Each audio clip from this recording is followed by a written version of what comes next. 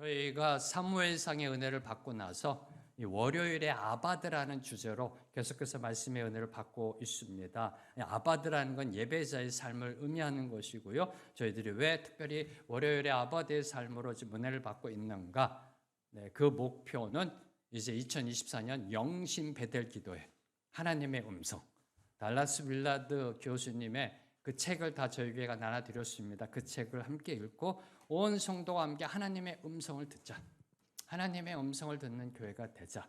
그래서 하나님의 음성을 듣기 위한 그 준비 과정으로 월요일에 아바드의 삶을 살아내야 한다는 그러한 취지로 지금 월요일에 아바드라는 주제로 월요일에 예배, 월요일에 기도, 월요일에 믿음, 오늘은 이제 월요일에 신앙이라는 주제로 하나님의 말씀의 은혜를 받고자 합니다. 참고로 월요일이라는 것은 특정 월요일을 가리키는 게 아니라 평일, 주일과 대조되는 평일. 주일날은 다 거룩해 보이잖아요. 이렇게 예배 드릴 때는요, 다 하나님께 찬양합니다. 하나님께 신실하게 나아가는 것 같습니다. 그런데 월요일부터 토요일의 모습, 이 모습은 과연 어떤 모습인가? 이 부분에 저희들이 도전받고 격려받고 은혜받고자 합니다. 오늘은 월요일의 신앙이라는 제목으로 저희들이 은혜받고자 합니다. 온 세계가 이 코로나라는 팬데믹으로 인하여 고통받았던 게 바로 얼마 전입니다. 그렇죠? 얼마 전까지만 해도 아직까지도 그 잔재가 남아 있습니다. 그런데 온 세상은 지금 전쟁이라는 팬데믹으로 향해 나아가고 있습니다. 네. 이게 보면 성경의 또 역사이기도 합니다. 질병과 전쟁. 뭘 의미할까요? 기도할 때라는 겁니다. 기도할 때. 하나님은 분명히 이 전쟁과 질병을 통해 뭔가를 말씀하고 계시는 것입니다. 특별히 이 월드와이드 팬데믹 현상이 일어날 때는요, 뭔가가 그 신께서, 창조주께서 뭔가가 말씀하고 계신다. 기도할 때라는 겁니다. 기도로 나아가야 합니다. 이 특별히 이 전쟁이라는 거는요, 인간이 만들어내는 악 중에서 가장 끔찍한 악입니다. 네. 지금 러시아와 우크라이나가 전쟁을 하고 있고요. 이스라엘과 하마스 간의 전쟁이 이루어지고 있습니다. 수많은 사상자가 생겨나고 마을이 폐허가 되고요. 정말 이 인간이 만든 악 중에 가장 끔찍한 악은 바로 이 전쟁이라는 악입니다. 오늘 조선일보 신문을 이렇게 보니까요, 이 팔레스타인 가자 지구에서 그 지역 구호 요원으로 활동하고 있는 마하무드 샬랍이라는 사람이 미국 CNN과 화상 인터뷰한 내용, 지금 그곳이 얼마나 끔찍한 곳인지, 전쟁이 일어나는 곳이 얼마나 끔찍한 곳인지, 비참한 곳인지를 인터뷰한 내용이 오늘 조선일보 신문에 기록되어져 있습니다. 바로 이것 때문에 오늘 사실 설교의 도입 부분을 제가 다 바꿨습니다. 준비했다가 오늘 아침에 이 전쟁을 위해 기도하는 가운데 뉴스 일자를 보고서 바꿨습니다. 도입 부분을 바꿨습니다. 자, 이 CNN과 화상 인터뷰한 내용이 쭉 기록되어져 있는데 그걸 하나하나 읽으며 기도하다가 제 눈에 들어온 그런 기사 내용이 있었습니다. 그 내용, 기사 내용을 있는 그대로 여러분에게 읽어드리겠습니다. 새 아이의 아버지인 샬라비는 얼마 전 9살 난 아들로부터 어려운 질문을 받았다고 말했다. 그는 아들은 울면서 아빠 내가 죽으면 천국에 갈까요? 지옥에 갈까요? 라고 물었다. 며 정말로 대답을 할 수 없었다고 했다. 이어 나는 목이 메어 몇 초간 말하지 않다가 아들에게 우리 모두 천국에 갈 거야 라고 답했다고 했다. 전쟁의 끔찍한 상황을 보도하다가 갑자기 이 샬랍이라는 사람이 이 이야기를 꺼냈습니다. 아들이요, 이 전쟁이라는 이 죽음이라는 현실 앞에 두고 9살 난 아이가 질문하는 겁니다. 아빠 나 죽으면 천국 갈까 지옥 갈까? 천국 갈까 지옥 갈까? 그렇죠. 모든 인간은요, 죽음이란 현실을 앞에 직시하게 되면 이 질문을 던질 수밖에 없습니다. 죽음 다음에 과연 무엇이 있을까? 나는 천국 갈까 지옥 갈까? 그랬더니 샬라비는 정말로 대답할 수 없었다. 나는 목이 메어 몇 초간 말하지 못하다가 아들에게 이렇게 말했다. 우리 모두 천국에 갈 거야. 이 내용을 읽는데 또 읽고 기도하는 마음으로 읽는데 마음이 너무나 아팠습니다. 정말 아팠습니다. 왜요? 9살짜리 무슬림 아이가 정말 천국 갈 수 있을까? 그 9살짜리 무슬림 아이가 정말 천국에 갈 수 있을까? 그의 아버지는 과연 무슨 근거로 우리 모두 천국에 갈 거야 라고 답했던 것일까? 무슨 근거로 그 9살 난 아들에게 넌 천국 갈 거야 라고 말했던 것일까? 너무나 마음이 아팠습니다. 여러분은 어떠한지요? 여러분은 죽음을 앞에 두고 천국에 가실 것 같은가요? 아니면 지옥에 가실 것 같은가요? 오늘 지금 당장 여러분이 죽는다면 즉시 천국에 들어갈 것을 확신하시는지요? 아멘이 적으면 목사로서 불안해진다니까요. 네. 월요일에 이 신앙이 아니라 월요일에 복음부터 다시 해야 될 것 같아요. 네. 다시 질문합니다. 오늘 여러분은 만약에 오늘 여러분이 죽는다면 그 즉시 천국에 들어갈 걸 확신하시는지요? 아멘, 아멘. 그렇죠? 네, 그렇다면 무슨 근거냐는 겁니다. 무슨 근거인가? 자, 여러분이 죽어 천국문에 이르렀을 때 하나님이 여러분에게 만약 이렇게 질문한다면 내가 왜 너를 천국으로 들어넣어야 하는지 그 이유를 나에게 설명해 봐라. 라고 물으신다면 뭐라고 답하시겠습니까? 내가 왜 너를 천국으로 들여보내줘야 하는지 그 근거를 나에게 제시하라라고 하면 여러분은 뭐라고 대답하시겠습니까? 예수 믿음입니다. 그렇죠? 예수 믿음. 자, 그러면 예수를 믿었다라는 그 증거를 내놓으라고 하면 여러분 어떻게 답하시겠습니까? 그래, 예수 믿었어. 좋아. 오케이. 그러면 예수 믿었다라는 증거 한번 내 눈앞에 한번 그 증거를 보여달라라고 하나님이 말씀하시면 여러분은 과연 무엇을 보여줄 수 있을런지요? 이에 대해 오늘 말씀이 그 답의 핵심을 저와 여러분에게 가르쳐주고 있습니다. 오늘 말씀은요, 이미 지난주에 우리 이태원 목사님께서 한번 저희들에게 은혜를 주신 말씀입니다. 네, 그래서 사실은 이 말씀을 묵상하는 가운데 이태원 목사님이 지난주에 이 말씀 하셨어요. 그래서 와, 하나님 감사합니다. 네, 지난주도 동일한 말씀, 오늘도 동일한 말씀, 성도들에게 이 말씀을 통해 무언가를 말씀하고자 하시는군요. 네, 이 말씀을 통해서요, 이 말씀을 통해서 저와 여러분이 나중에 천국문에 도달했을 때 하나님이 자, 보여줘 할 때 뭘 보여줘야 되는지, 그 가르침을 받고자 합니다. 오늘 말씀을 보면요, 한 율법 교사와 예수님 사이에서 일어난 두 번에 걸친 대화가 기록되어져 있습니다. 예수님과 율법 교사 사이에 두 번에 걸친 대화가 기록되어 있습니다. 첫 번째 대화는 25절에서 28절까지의 말씀입니다. 먼저 25절에서 27절까지의 말씀 함께 봉독하시겠습니다. 시작. 어떤 율법 교사가 일어나 예수를 시험하여 이르되 선생님 내가 무엇을 하여야 영생을 얻으리이까? 예수께서 이르시되 율법에 무엇이라 기록되었으며 내가 어떻게 읽느냐? 대답하여 이르되 내 마음을 다하며 목숨을 다하며 힘을 다하며 뜻을 다하여 주 너의 하나님을 사랑하고 또 내 이웃을 내 몸과 같이 사랑하라 하였나이다. 자, 25절을 보면 율법 교사가 예수님에게 악한 의도로 질문합니다. 예수를 시험하여 이르되 선생님 내가 무엇을 하여야 영생을 얻으리까? 이에 대해서 예수님은 율법, 하나님의 말씀이죠. 율법에 무엇이라 기록되어 있느냐라고 반문하셨습니다. 그리고 그것을 어떻게 읽고 이해하고 있느냐라고 역질문하셨습니다. 누구에게? 율법 교사에게. 율법 교사에게 율법에 과연 무엇이라고 기록되어져 있느냐? 그것은 너는 그걸 어떻게 읽고 어떻게 이해하고 있느냐? 뭘 의미할까요? 답은 성경에 있다라는 겁니다.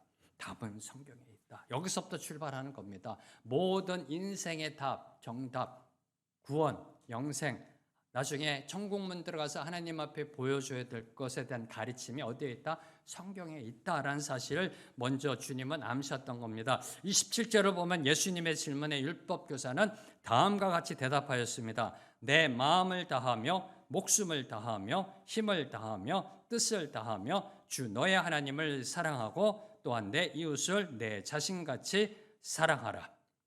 주님, 무엇을 해 영생을 얻을 수 있습니까? 율법에 무엇이라고 적혀 있느냐? 하나님을 사랑하고 이웃을 사랑하라. 자, 이는 신명기 6장 5절과 레위기 19장 18절 말씀의 요약입니다. 하나님의 말씀대로 대답한 겁니다. 율법 교사는 율법의 전문가답게 정답으로 대답하였던 겁니다. 율법 교사가 인용한 말씀, 그 정답의 핵심은 한마디로 사랑하고 사랑하라입니다. 하나님을 사랑하고 이웃을 사랑하라라는 겁니다. 무엇을 해야 영생을 얻을 수 있습니까? 율법에 뭐라고 적혀 있느냐? 하나님을 사랑하고 이웃을 사랑하라. 한마디로 사랑이란 말입니다. 무엇을 해야 영생을 얻을 수 있습니까? 사랑이라는 말입니다. 하나님 사랑, 이웃 사랑이라는 겁니다. 자, 여기까지 저와 여러분이 이해하고 은혜 받고 세 가지를 이해에 대해서 먼저 저희들이 묵상코자 합니다. 세 가지. 첫 번째로, 그래서 사도 바울께서는 사랑이 모든 율법의 완성이다라고 선포하셨던 겁니다. 무엇을 해야 영생을 얻을 수 있습니까? 율법에 무엇이라고 적혀져 있느냐? 네, 율법에 보면요, 하나님을 사랑하고 이웃을 사랑하라. 그래서 사도 바울께서는 사랑이 모든 율법의 완성이다라고 말씀하셨던 겁니다. 로마서 13장 8절과 10절 두 구절 말씀 함께 읽겠습니다. 시작. 피차 사랑의 빛 외에는 아무에게든지 아무 빛도 지지 말라. 남을 사랑하는 자는 율법을 다 이루었느니라. 사랑은 이웃에게 악을 행하지 아니하나니 그러므로 사랑은 율법의 완성이니라. 남을 사랑하는 자는 율법을 다 이루었다. 그리고 남을 사랑하는 것은 율법의 완성이다라고 사도 바울께서 분명하게 성경을 통해 저와 여러분에게 선포하고 있습니다. 자, 그러면 여기서 질문이요. 반드시 저와 여러분이 질문해야 될 거. 그럼 왜 하나님을 사랑하는 것이 아니라 이웃을 사랑하는 것이 율법의 완성인가 하는 겁니다.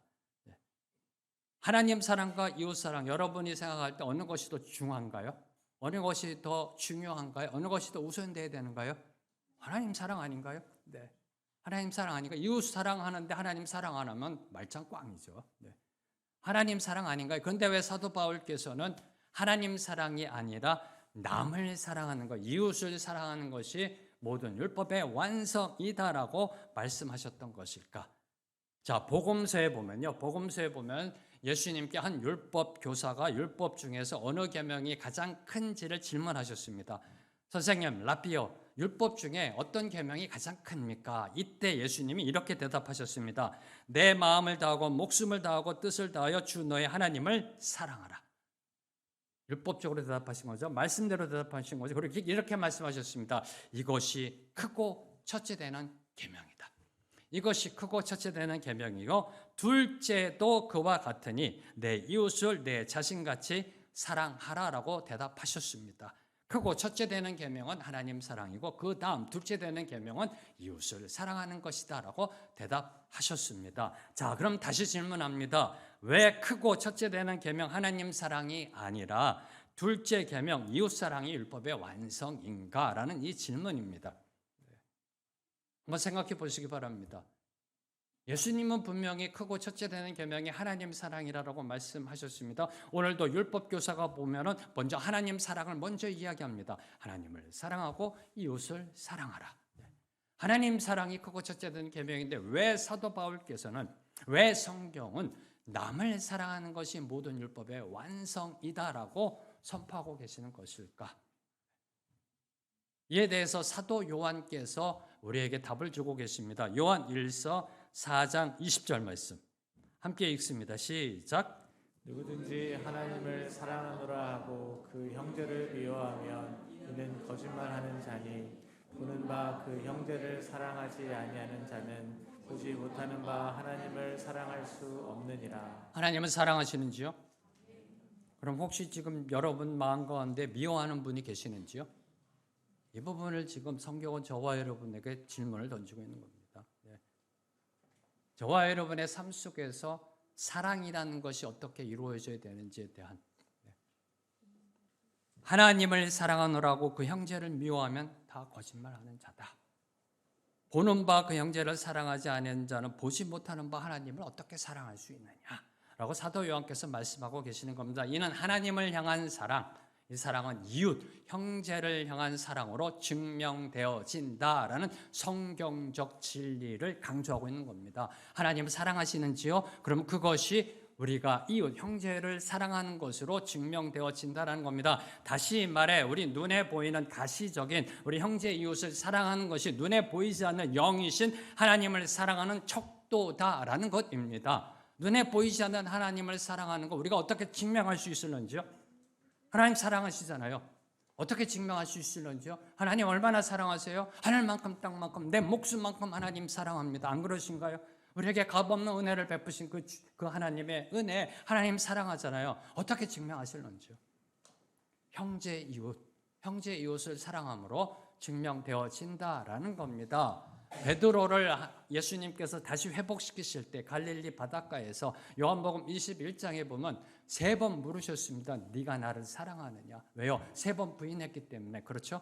3번 부인한 베드로에게 예수님은 연거푸 3번 베드로에게 질문합니다. 네가 나를 사랑하느냐? Do you love me? 라고 3번이나 반복해서 물어보십니다. 그때마다 베드로는 정말 힘든 가운데 Yes, yes, yes, 주님이 아십니다라고 이야기합니다. 네, 주님 사랑합니다. 그때 주님이 하신 말씀이 무슨 말씀인지 아시는지요? 베드로가 고백합니다. 주님 사랑합니다. 네가 나를 사랑하느냐? 예, 사랑합니다. 그때 주님이 하신 말씀, 내 양떼를 먹이라. 내 양을 사랑하라. 내 양을 섬기라. 네가 나를 사랑하냐? 그러면 내 양떼, 형제 이웃을 사랑하라 라고 말씀하셨던 겁니다. 하나님을 사랑하시는지요?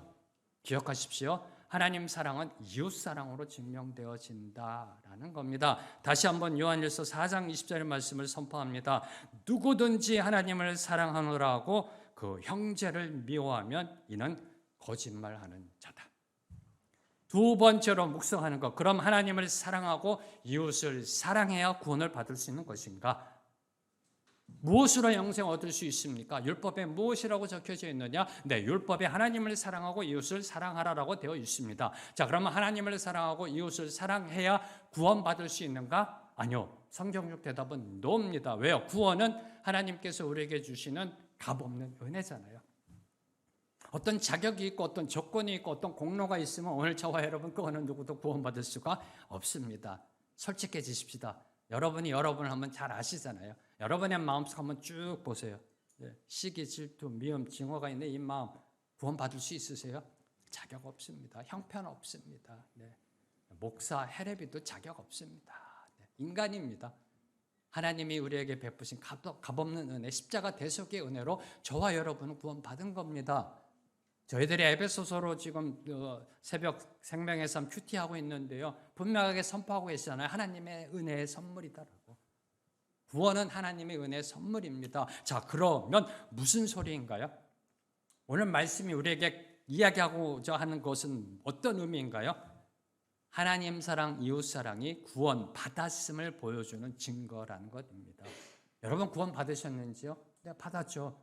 주님을 믿고 성령이 우리 안에 내주하시고 구원 받고요. 천국문 들어갈 거 확실히 하고 있습니다. 자, 그럼 그 증거가 사랑이라는 겁니다. 하나님 사랑, 이웃 사랑이라는 겁니다. 구원 받았다라는 것은 영적 실체입니다. 영적 실체. 우리가 볼 수가 없습니다.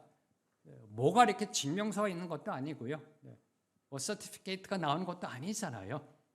어떻게 구원받았으면 알 수 있는가? 사랑이라는 겁니다. 형제, 이웃, 하나님 사랑, 이웃 사랑.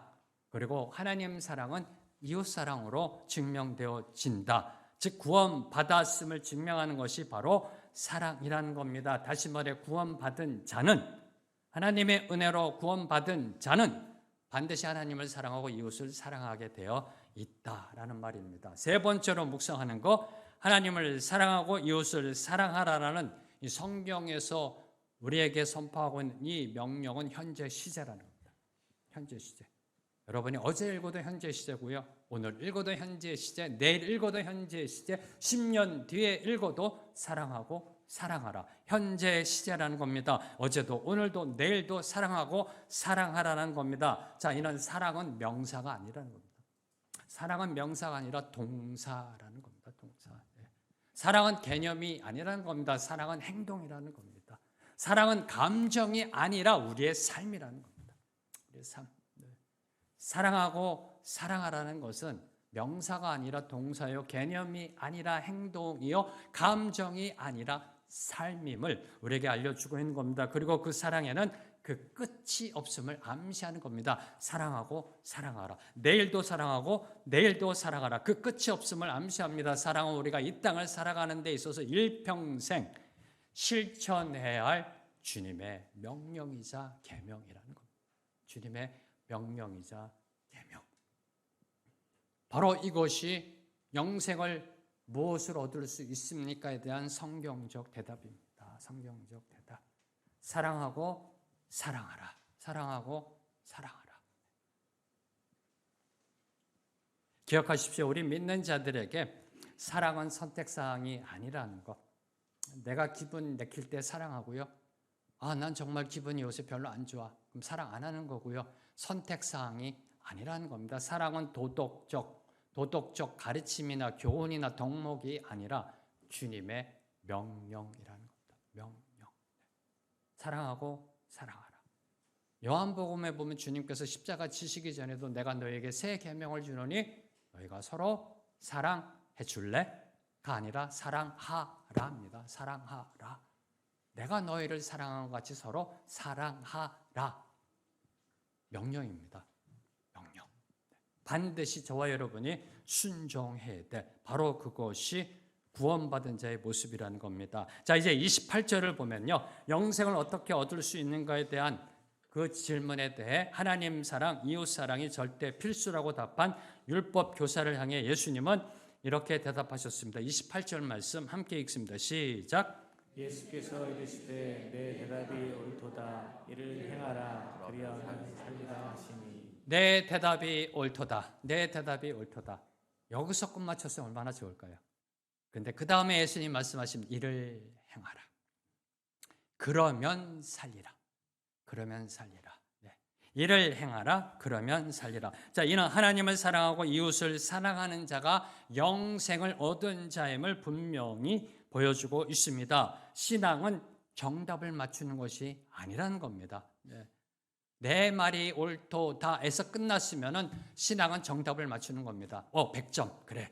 성경대로 얘기했구나. 착한 아이. 넌 하나님의 아들이야. 너는 천국 갈 거야가 아니라는 겁니다. 정답을 맞추는 것이 아니라 이를 행하라. 그러면 살리라. 그 정답대로 행하며 살아가는 것. 그게 바로 율법에서 이야기하고 있는 사랑하고 사랑하라라는 그러한 의미입니다. 실천하는 것입니다. 언행일치입니다. 표리부동이 아니라 표리상동입니다. 여러분에게 그동안 강조해왔던 3H, 세 가지의 H의 삶입니다. 하나님의 말씀이 머리, 헤드, H 들어오고 머리로 들어온 이 하나님의 말씀이 나의 가슴을 감동시키고 heart, 가슴을 감동시킨 말씀이 나의 핸드, 손을 통하여 드러나는 것. 이게 바로 구원받은 자의 삶의 모습임을 성경은 증거하고 있는 겁니다. 세 가지의 H의 삶, 바로 이 삶이 구원받은 자의 삶이다라는 사실입니다. 우리가 월요일에 이루어야 할 신앙, 우리가 월요일에 보여주어야 할 그 신앙의 완성은 바로 사랑이라는 겁니다. 아니, 우리가 천국문에 들어가서 보여주어야 할 증거가 바로 사랑이라는 겁니다. 하나님 사랑, 이웃 사랑을 실천하는 것. 이를 행하라, 그러면 살리라. 이를 행하라, 그러면 영생을 얻으리라. 라고 주님께서 말씀하신 것입니다. 자, 그러자 율법교사는 그 율법대로 살고 있음을 자부합니다. 그리고 자신의 의로움을 보이려고 예수님께 질문합니다. 29절을 보면 그 사람이 자기를 옳게 보이려고 예수께 여짜오되 그러면 누가 내 이웃입니까? 누가 내 이웃입니까? 지금 당연히 이 율법교사는 하나님을 사랑한다라고 이미 자부하고 넘어가고 있습니다. 하나님을 사랑하고 이웃을 사랑하라. 그래야 영생 얻을 수 있다. 이를 행하라. 그러면 살리라. 그랬더니 율법교사가 자기의 의로움을 드러내기 위해서 누가 내 이웃입니까? 라고 예수님께 질문을 던졌습니다. 이에 대한 대답이 바로 그 유명한 선한 사마리아인의 비유입니다. 이 29절부터 이제 37절까지가 두 번째 대화가 기록되어져 있는데 그 핵심이 바로 선한 사마리아인 비유입니다. 먼저 30절에서 32절 말씀 함께 읽겠습니다. 시작. 예수께서 대답하여 이르시되 어떤 사람이 예루살렘에서 여리고로 내려가다가 강도를 만나매 강도들이 그 옷을 벗기고 때려 거의 죽은 것을 버리고 갔더라. 마침 한 제사장이 그 길로 내려가다가 그를 보고 피하여 지나가고 또 같이 한 레위인도 그곳에 이르러 그를 보고 피하여 지나가되. 네, 성경에 보면은 어떤 사람이 예루살렘에서 여리고로 내려가다가 강도를 만났습니다. 모든 것을 다 빼앗기고 거의 죽게 되었습니다.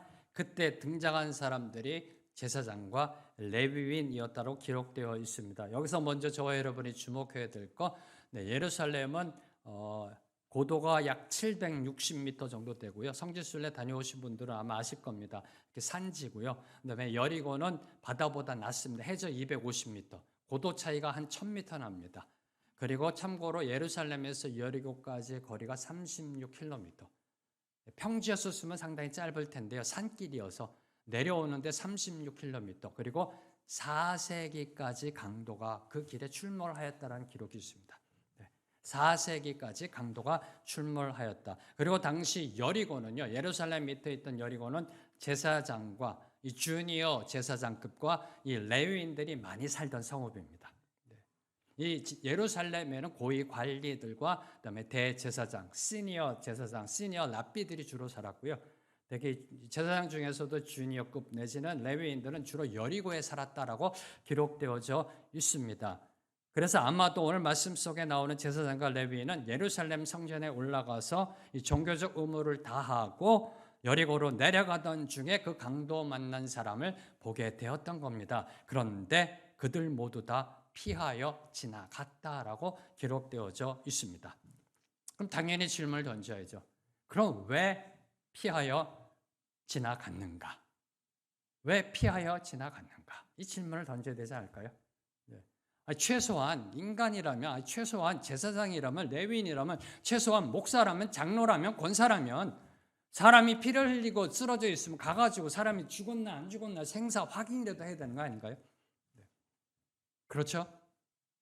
제사장이고 레위인인데, 목사고 장로인데, 권사인데, 안수 집사인데, 최소한 가서 이 사람이 숨을 쉬는지에 대한 생사 확인 그조차도 하지 않고 피하여 반대편으로 그냥 줄행랑 쳤다라고 기록되어져 있습니다. 왜 그랬을까?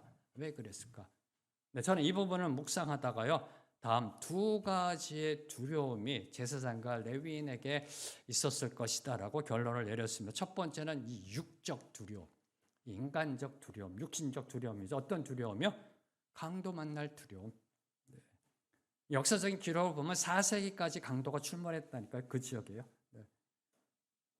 지금 혼자 제사장과 레위인도 혼자 내려가고 있습니다. 강도 만날 두려움. 어떤 거예요? 나도 저렇게 될 수 있다. 그 두려움이 들어왔던 겁니다. 그래서 피하여 지나간 거고요.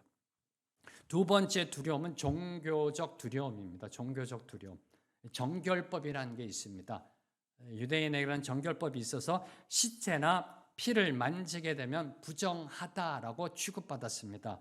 특별히 이 종교인들은요, 최소 일주일 이상 격리되어져야 합니다. 그러면은 예배를 섬기지 못합니다. 성전에서 섬기는 일을 감당할 수가 없습니다. 뭐가 문제일까요? 종교적 인사국가에 반영된다는 겁니다. 열애가 될 수 있고요. 그 많은 레위인 중에 제사장 중에 순번이 안 돌아올 수가 있습니다. 순번이 안 돌아오면은 화목제물 남은 제물을 받아갈 수가 없고요. 그래서 종교적 인사국가에 반영될 수 있는 겁니다. 위에 시니어 제사장으로부터 혼날 수 있습니다. 칠칠하게 행동 똑바로 하지, 정결법 조심하라고 그랬잖아. 먼저 본을 보여야지, 정결해야 하나님 앞에 나아갈 수 있지, 이렇게요.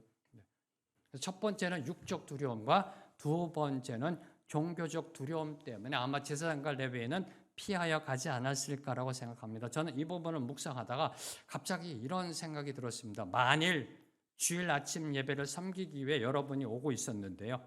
여러분이 특별히 섬기는 분들이 있어요. 찬양으로, 영상으로, 자막으로, 반주로. 우리 이면 자매님처럼, 저기 영상에 있는 이수근 집사님처럼 이렇게 섬기시는 분들이에요. 근데 오다가 인적이 드문 곳, 핸드폰도 터지지 않는 곳에 피를 흘리며 어떤 사람이 의식을 잃고 쓰러져 있어요. 어떻게 해야 될까? 이면 자매님 안 오면 피아노 반주가 안 됩니다. 이승훈 집사님 안 오면 자막과 영상이 될 수가 없어요. 그때 이면 자매님, 이승훈 집사님 같은 분들 어떻게 행동을 해야 되는가? 핸드폰도 터지잖아요. 만약 여러분이 목사라면 그 사람을 돕게 되면 예배에 늦게 됩니다. 설교를 못하게 됩니다. 그럼 예배를 망치게 됩니다. 오늘 여러분이 지금 예배를 드리고 있는데 황 목사가 나타나지 않는다고 생각해 보세요. 전도사님 아마 막 난리가 날 겁니다. 저한테 전화하는데 전화는 또 안 되고요.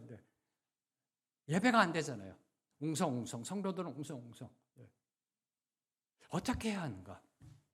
어떻게 해야 하는가? 그러면서 내린 결론.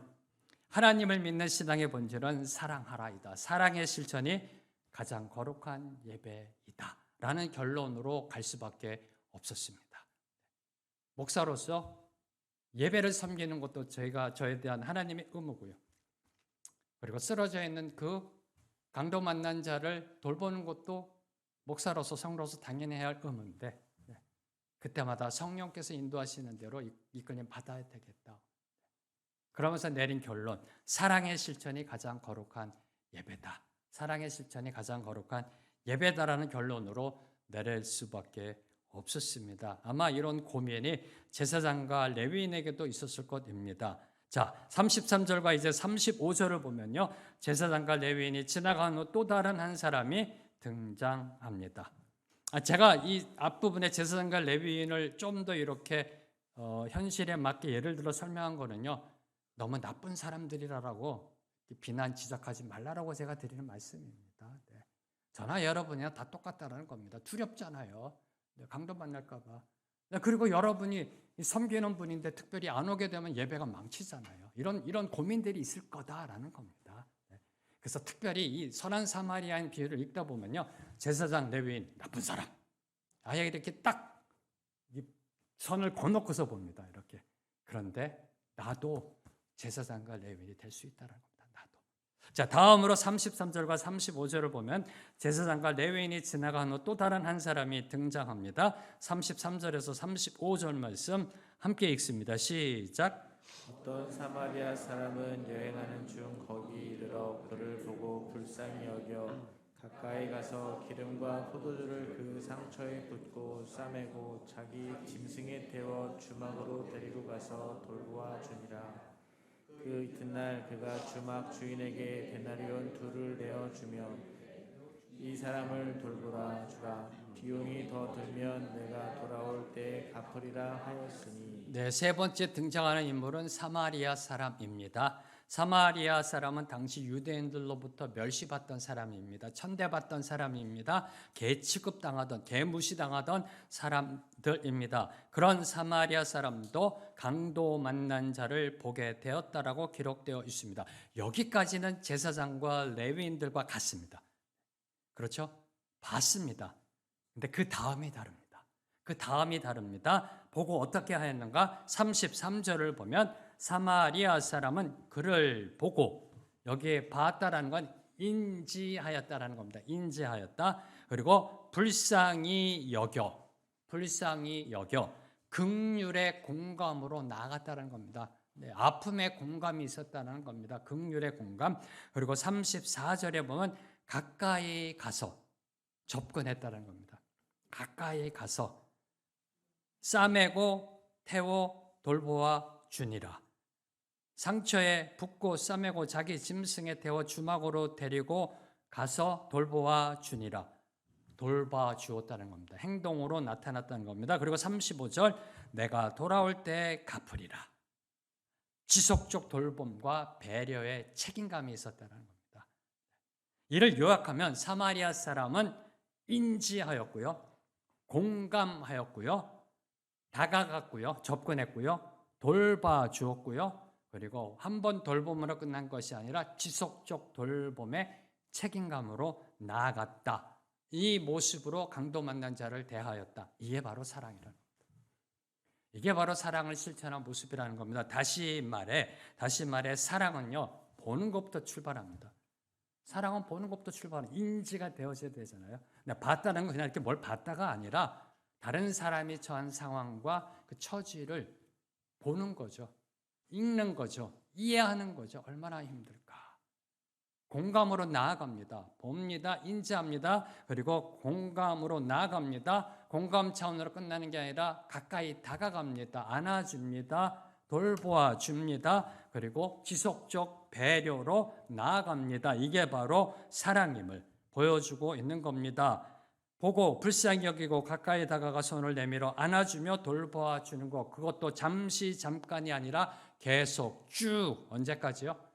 회복될 때까지, 다 나을 때까지. 이게 바로 사랑임을 선한 사마리아의 비유를 통하여 예수님은 우리에게 말씀하고 계시는 것입니다. 이게 사랑이라는 겁니다. 책임이 들어가는 겁니다.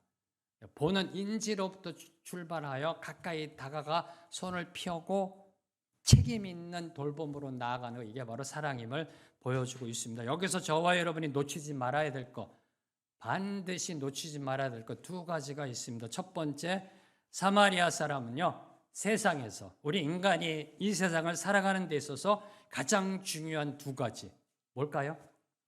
시간과 돈. 가장 중요한 거 아닌가요? 이 세상을 살아가는 데 있어서 가장 중요한 거 시간이고요. 돈 아닌가요? 가장 중요한 두 가지, 시간과 돈을 들여 행동으로 사랑을 실천하였다는 겁니다. 네. 말로만 사랑을 실천한 게 아니라 시간과 돈을 들여 사랑을 실천하였다. 다시 말해 사랑은 꽉 쥐고 있는 손을 펴는 겁니다. 사랑은 희생이고요. 사랑은 손해보는 거고요. 사랑은 섬기는 헌신이라는 겁니다. 그것도 대가를 바라지 않는. 대가를 바라지 않는. 쉽지 않죠? 쉽지 않습니다. 우리 인간의 마음속에 늘 항상 그런 게 있잖아요. 야, 내가 그때 당신에게 이렇게 했었는데 지금 나한테 이럴 수가 있어. 이런 게 우리 인간의 보편적 마음이잖아요. 근데 오늘 사마리아 사람은 생전 처음 생면부지의 사람이에요. 손해고 희생이고 헌신인데 아무런 대가를 바라지 않아. 이게 사랑이란 거고, 두 번째로 35절을 보면은 사마리아 사람을 1인칭으로 표현하며 강조하고 있습니다. 내가 돌아올 때 갚으리라 라고 강조하고 있습니다. 35절 보세요. 그 이튿날 그가 주막 주인에게 데나리온 2를 내어주며 이르되 이 사람을 돌봐주라. 비용이 더 들면 그가 돌아올 때 갚아주겠다라고 말하였다 라고 해도 아무런 문제가 없습니다. 35절에 사마리아 사람을 가리키는 게 3인칭으로 시작합니다. 그가. 그런데 마지막에 보면은 내가 돌아올 때 갚으리라. 1인칭으로 예수님은 강조하고 있다라는 겁니다. 누가? 내가.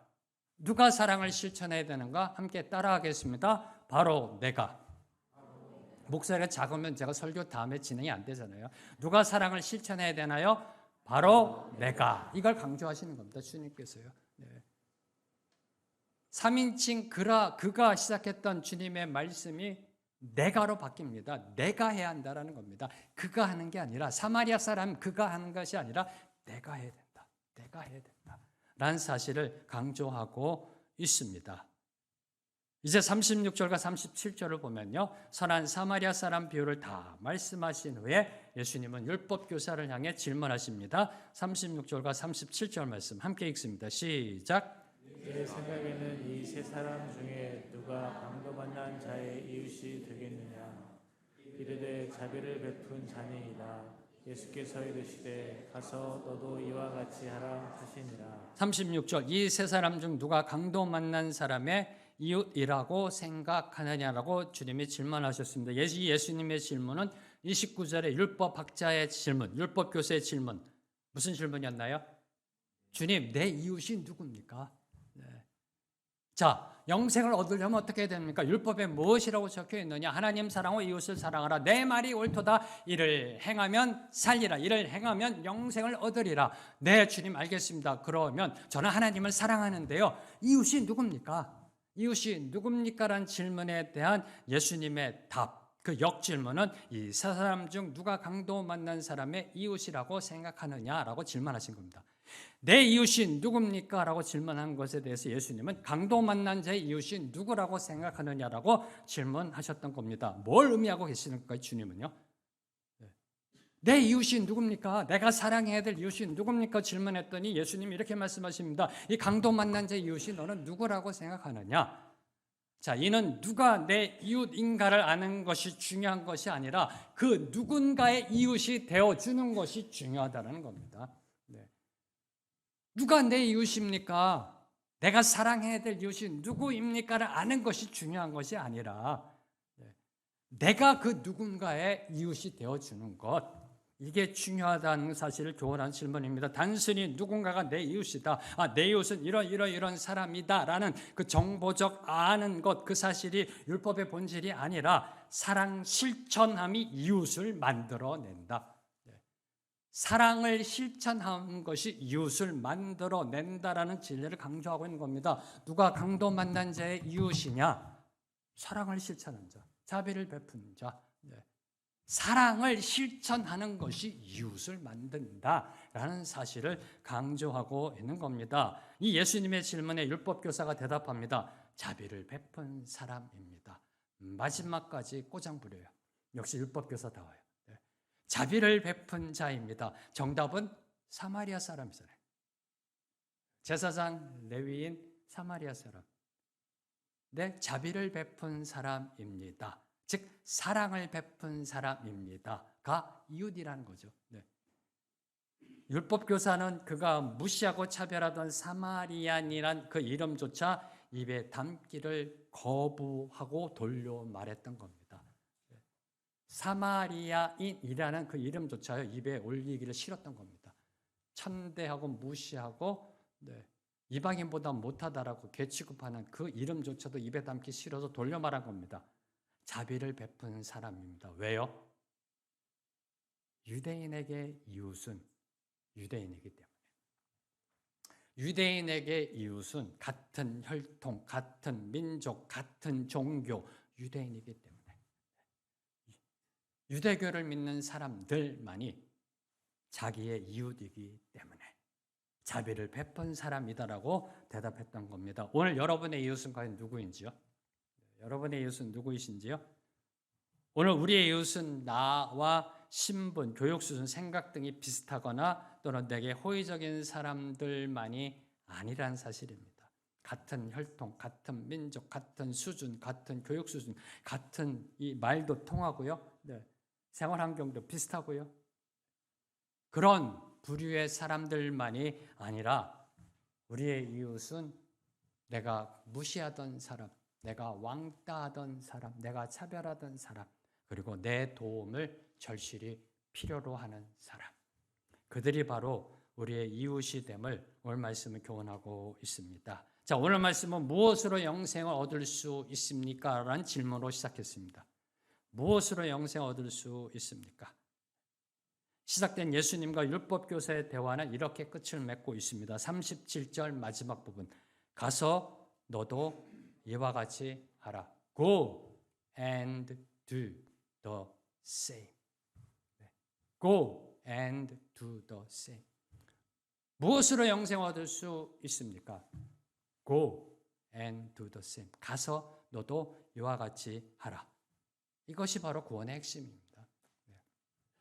그래서 제가 마음이 아팠던 겁니다. 9살짜리 무슬림 아이가 천국 간다라고 믿고 있을 거 아니에요. 아빠가 얘기했으니까. 너무나 마음이 아팠던 거예요. 너무나 마음이 아팠던 겁니다.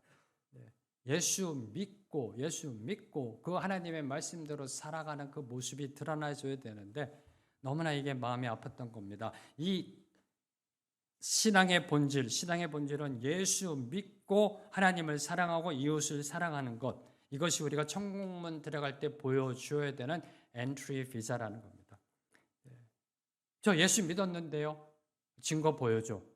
그게 하나님 사랑, 이웃 사랑이라는 겁니다. 신앙은 인생의 정답 또는 말씀의 정답을 알아가는 것이 아니라는 겁니다. 내 말이 옳도다로 예수님의 말씀은 끝나지 않았습니다. 이를 행하라. 그러면 살리라. 그 정답을 향해 go and do. 가서 해라. Every day go and do. 사랑하고 사랑하라. Every day입니다. Every day go and do what? Love. 사랑하라는 겁니다. 사랑하라. 이것이 바로 월요일의 신앙이자 우리가 이루어야 될 월요일의 신앙의 모습이자 하나님이 보고 싶어 하시는 구원의 증거입니다. 다시 말해 예수 믿음의 증거는 하나님 사랑, 이웃 사랑이라는 말씀입니다. 오늘 말씀을 맺겠습니다. 오늘 저와 여러분 우리에게 강도 만난 자는 과연 누구일까요? 오늘 저와 여러분에게 강도 만난 자는 누구인가요? 나는 누구의 이웃인가요? 지금 이 질문에 답하는 것이 월요일의 신앙의 모습입니다. 구원받은 자의 월요일의 모습입니다. 기억하십시오. 하나님은 오늘도 선한 사마리아인을 찾고 계신다. 주님은 오늘도 선한 사마리아인을 찾고 계신다. 그 하나님 아버지의 마음, 선한 사마리아인을 찾고 계시는 강도 만난 자를 향해 긍휼의 손을 내미시는 그 하나님 아버지의 마음으로 형제 이웃을 사랑하는 우리 모두가 되기를 소망하며 함께 찬양함으로 나아갑니다. 하나님 아버지의 마음 함께 찬양합니다.